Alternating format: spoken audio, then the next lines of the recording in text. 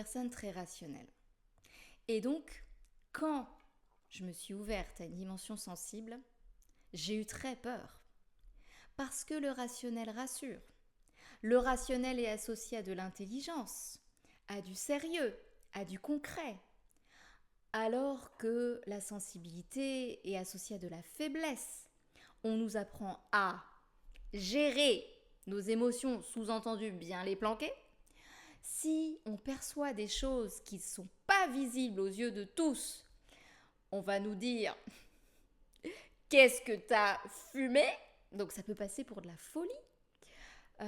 Suivre ses intuitions sans pouvoir l'argumenter.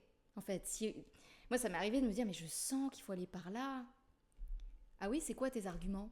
Je sais pas, mais je sens. En fait, c'est du feeling, et donc le feeling n'est pas pris au sérieux. Mais je sentais que cette dimension sensible, elle faisait partie de moi. De toute façon, je devais vivre avec.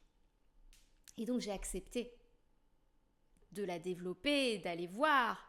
Au début, avec un état d'esprit très scientifique. Je pense que je me suis documentée à fond pour voir en fait ce que la science sait expliquer aujourd'hui et ce qu'elle ne sait pas expliquer sur la conscience. Et je me suis mise à expérimenter l'inexplicable à partir du moment où je vis quelque chose. Même si je ne sais pas comment ça marche, c'est réel.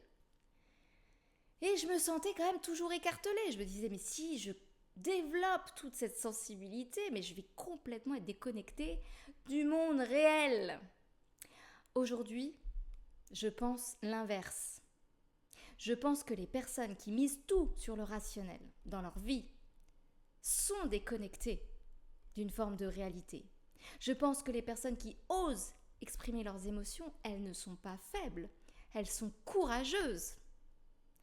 Et je pense que la sensibilité est intrinsèque à l'être humain. Et donc, que probablement, beaucoup de nos contemporains se sentent un peu incomplets, frustrés, parce qu'il y a toute cette dimension-là qui est fermée, qui est verrouillée.